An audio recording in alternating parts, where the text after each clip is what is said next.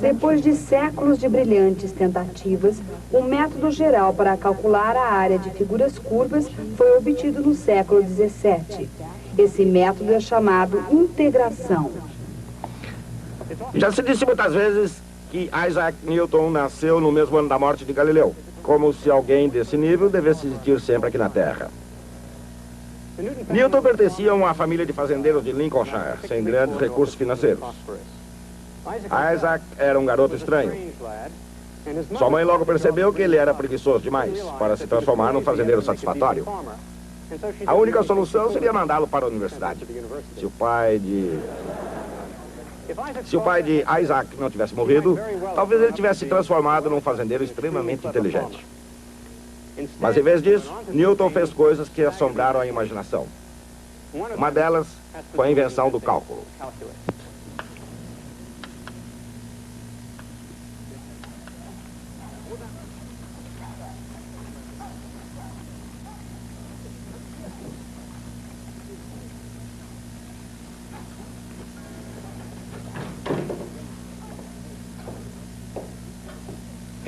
Na segunda metade do século XVII, um excêntrico cientista inglês descobriu o cálculo. Seu nome era Isaac Newton.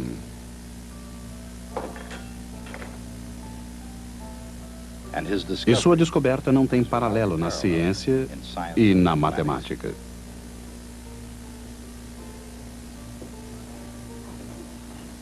Mas o mérito pela descoberta do cálculo não pode ser atribuído exclusivamente a Newton. Ele é compartilhado com justiça por um diplomata estudioso de Hannover, um professor da Baixa Saxônia no século XVII. Seu nome? Barão Gottfried Wilhelm von Leibniz. Um homem mundano, extrovertido, que fazia muito sucesso entre as mulheres. Leibniz era diferente de Newton sob quase todos os aspectos, exceto pelo fato de ambos serem gênios. Assim como Newton, Leibniz foi um prodigioso matemático. Mas ao contrário de Newton, cujo forte era a teoria, Leibniz demonstrou frequentemente uma natureza prática.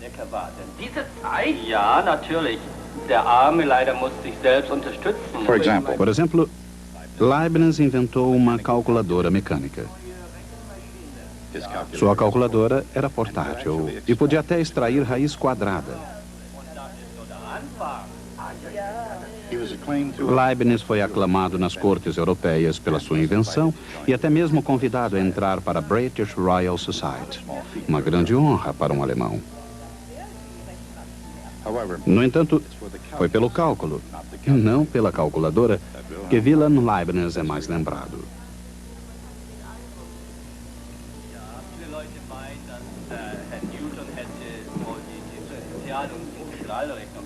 Embora Leibniz e Newton sejam lembrados como seus principais arquitetos, nenhum dos dois desenvolveu sozinho o cálculo.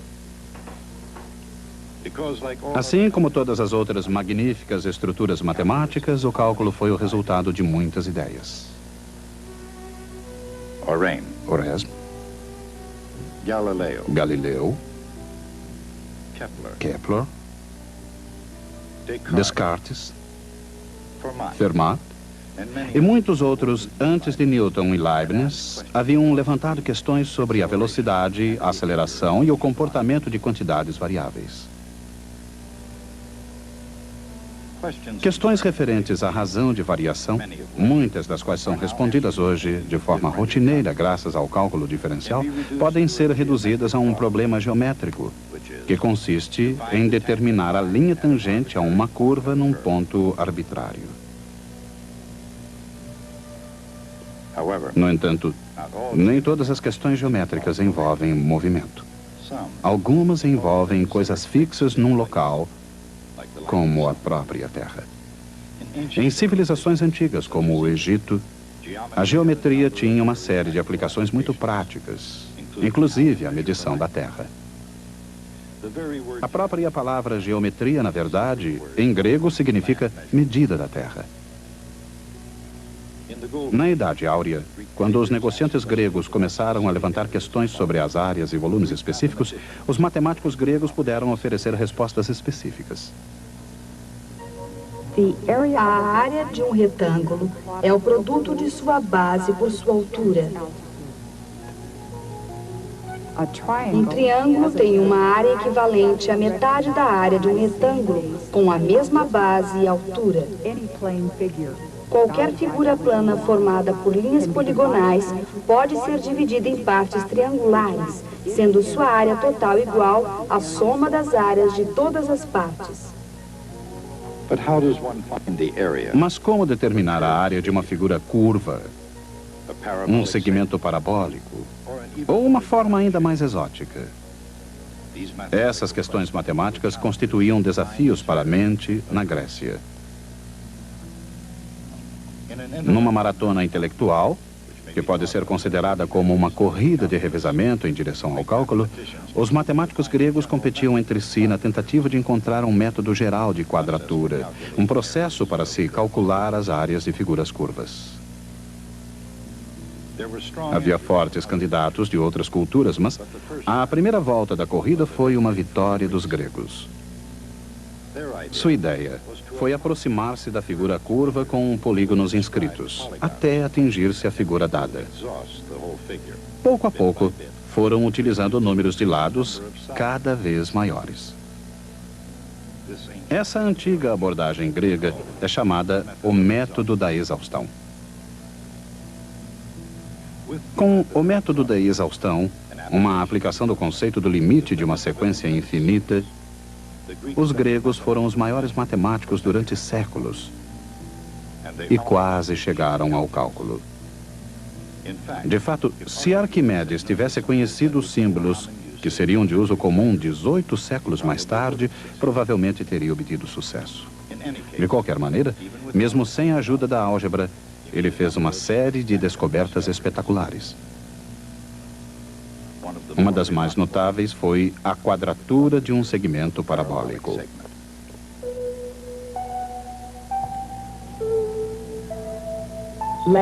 Seja A de T a área entre a parabólica e o eixo x, de x igual a 0 até x igual a t. Arquimedes demonstrou por meio de um engenhoso argumento geométrico que essa área é igual a 1/3 de t ao cubo. Mas, por mais bizarro que o segmento parabólico fosse, do ponto de vista do cálculo, ele é mais um caso especial do que uma forma geral. E uma matemática ainda mais poderosa foi necessária para impulsionar os estudiosos. Ela estava a caminho.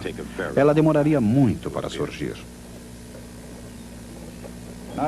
E só no início do século XVII, um irrequieto matemático e astrônomo, Johannes Kepler, retomou o fio da meada. Johannes Kepler calculou as áreas e volumes de 92 novas figuras curvas. Kepler chegou próximo do cálculo, mas, assim como os gregos, ele não foi capaz de inventar um método geral para todas as figuras e funções. Mas dessa vez a corrida não foi tão lenta. 2 franceses tomaram a tocha: Pierre de Fermat e René Descartes. combinaram a álgebra com a geometria, o que possibilitou, finalmente, a descrição de figuras geométricas com equações algébricas. Em um sistema de coordenadas retangulares, uma linha de inclinação m pode ser descrita pela simples equação algébrica y igual m vezes x. E a equação algébrica para um círculo surge diretamente do teorema de Pitágoras para triângulos retângulos.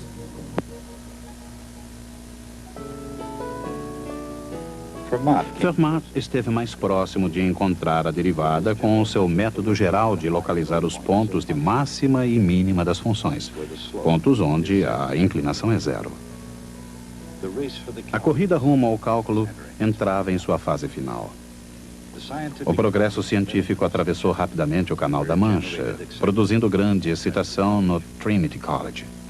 Os grandes avanços matemáticos, muito especialmente o trabalho de Kepler e Fermat, chegaram a Cambridge nas pegadas de um obscuro jovem da região campestre de Lincolnshire. Seu nome era Isaac Newton. Entre outros feitos, qualquer um deles foi suficiente para lhe garantir um lugar na história da ciência. Ele descobriria a lei universal da gravidade e chegaria ao cálculo. Mais tarde, para o espanto e talvez até mesmo a contragosto de Newton, Wilhelm Leibniz faria o mesmo. Embora Newton tenha afirmado: "Se enxerguei mais longe do que os outros homens, foi porque pude subir em ombros de gigantes." Não era esse o homem que ele tinha em mente. Copérnico, Galileu, Kepler. Na imaginação de Newton, esses eram os ombros sobre os quais ele se apoiava. Leibniz e Newton, vitoriosos na corrida do cálculo. Embora suas descobertas tenham ocorrido no mesmo campo, não se pode dizer que tenham ocorrido com um bom espírito esportivo. Yes, indeed, sir. I have spoken to him. I'm going to see him again. Um drama com um conflito que poderia muito bem ter sido escrito por Shakespeare. Esse foi um drama de sérias consequências acadêmicas, pois a reputação de um participante estava ameaçada. You are guest in my house. So too was the very sanity of the other. Da mesma forma estava a própria sanidade de outro. Earlier, however, Anteriormente, no entanto, before the antes que a situação ultrapassasse os limites da razão, a mente de Newton foi capaz do pensamento mais racional que se possa imaginar. Ainda jovem, influenciado por Isaac Barrow, o matemático de Cambridge que Newton mal reconheceu como seu mentor, Newton descobriu o seu próprio cálculo, ao qual deu o nome de método da inflexão. Newton percebeu que a razão de variação de uma função fornece a inclinação de sua curva e também que a própria inclinação fornece uma nova quantidade, a inflexão. Atualmente, a inflexão de Newton é conhecida como derivada. Essa matemática era mais eficaz do que a dos gregos, tão ágil quanto a mente de Kepler, e mais flexível do que a obra de Fermat. Com essa matemática, Newton explicou o movimento de objetos no espaço e ganhou a corrida de revezamento que tivera início 2000 anos antes. Essa matemática foi o cálculo. Mesmo assim, Newton não revelou seu cálculo durante 30 anos. A pergunta é: por quê?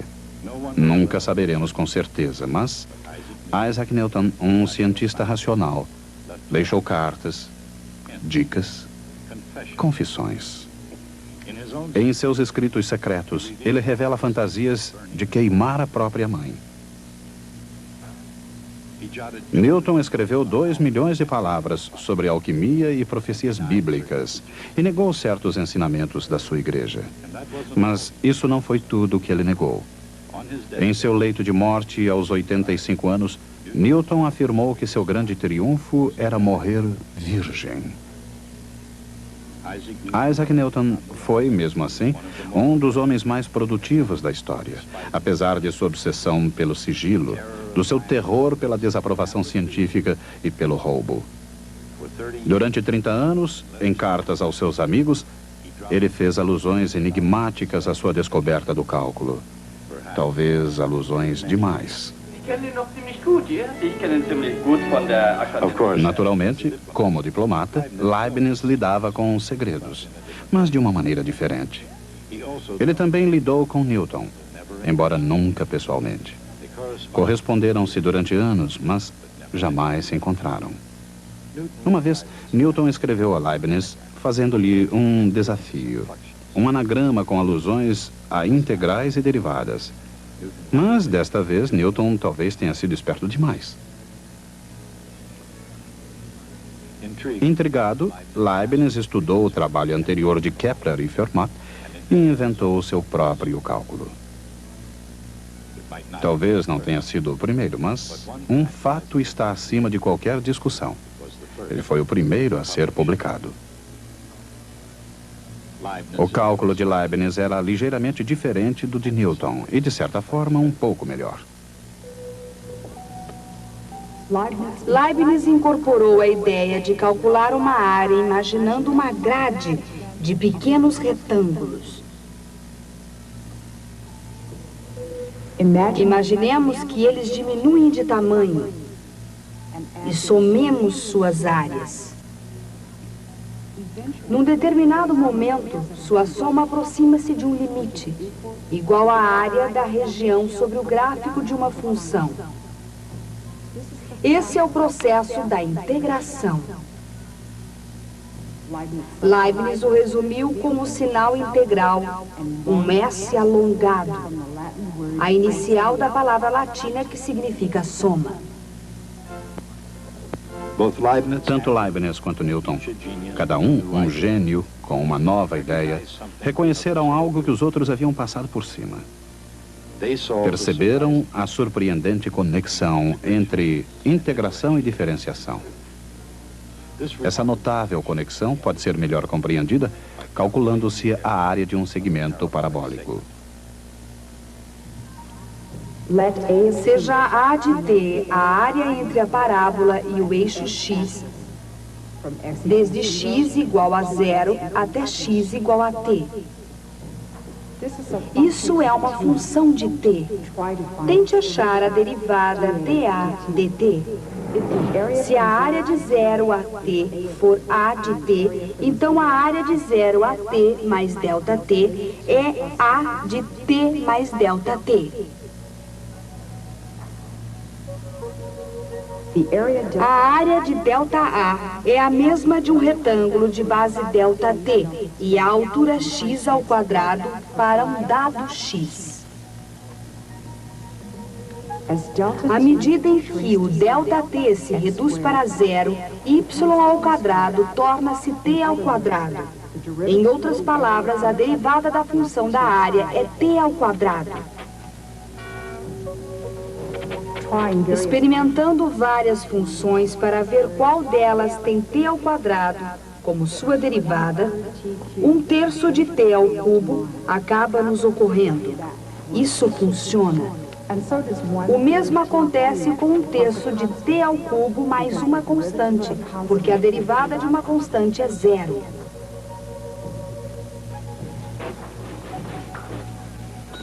A função da área A de t é 1/3 de t ao cubo, uma vez em que a área é zero. Quando t é zero, a constante também é zero. Portanto, aí está a quadratura da parábola utilizando o cálculo de Newton e Leibniz. Na linguagem do cálculo, a integral de x ao quadrado, de 0 a t, é 1/3 de t ao cubo. Naturalmente, Arquimedes já fizera isso por meio de um método geométrico, mas o cálculo é superior. O cálculo se aplica não apenas à parábola, mas a qualquer curva bem comportada. Ele soluciona o problema da quadratura em geral e revela a conexão durante muito tempo oculta entre integração e diferenciação. Diferenciação e integração são processos inversos. Comecemos com uma função. E agora vamos integrá-la para obter a função de sua área. Em seguida, tomemos a derivada dessa função.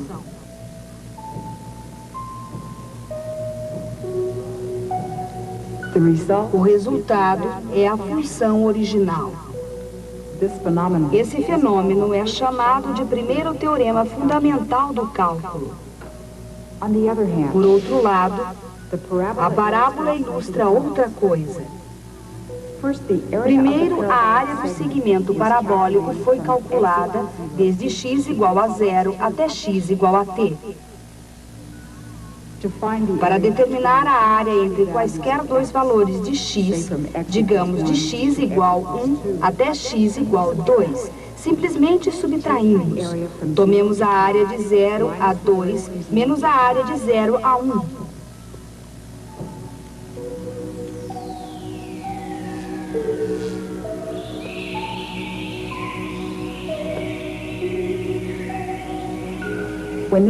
Esse fato, em sua forma geral, é chamado de segundo teorema fundamental do cálculo.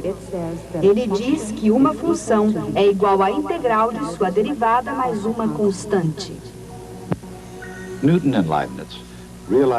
Newton e Leibniz perceberam que o segundo teorema fundamental, que foi descoberto através da solução do problema geométrico da quadratura, também tem consequências importantes na mecânica dos corpos em movimento. Como a derivada de velocidade é a aceleração, a velocidade pode ser obtida integrando-se à aceleração.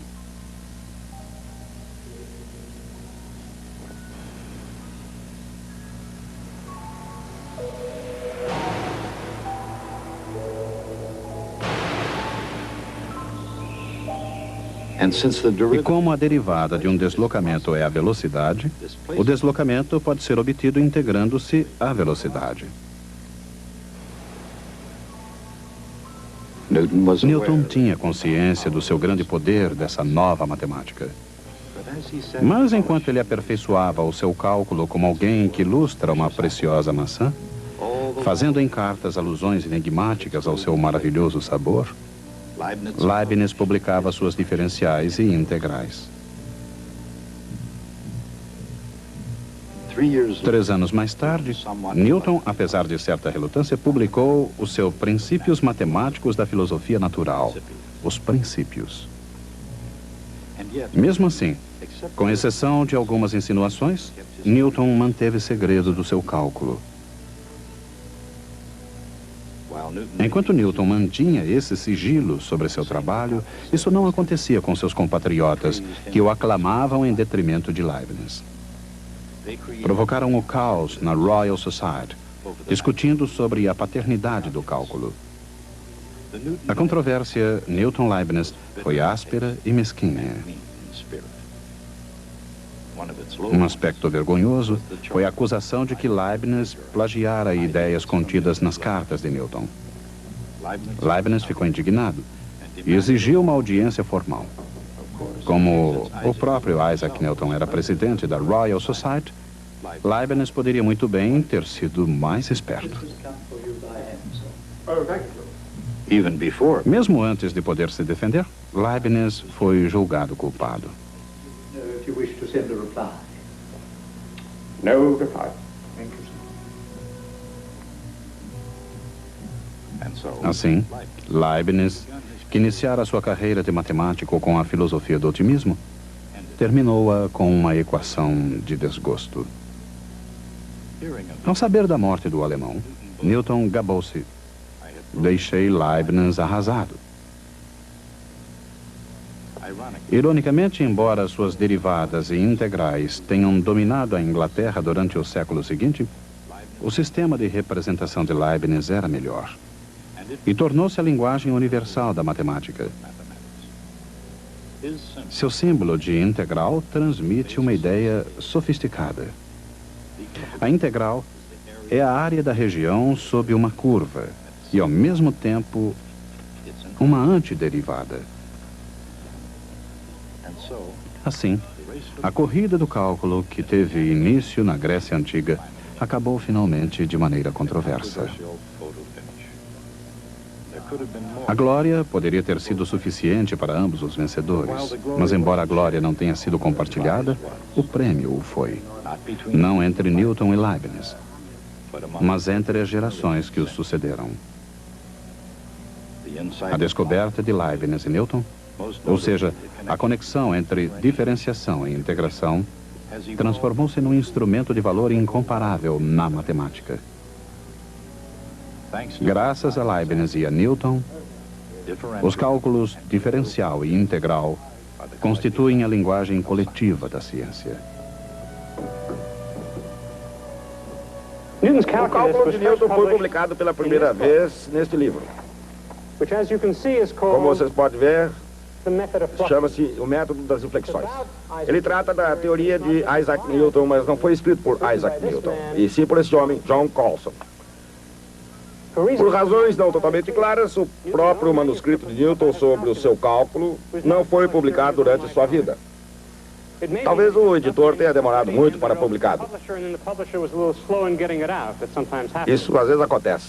Ele foi finalmente publicado em 1969. A briga de Newton com Leibniz não foi a única briga de sua vida. Ele teve muitas outras. Newton era um gênio, mas não era uma pessoa muito agradável. Uma de suas frases famosas foi: se enxergo tão longe é porque me apoio nos ombros de gigantes. Ele pode tê-lo feito, mas também pisou em muita gente. Até a próxima.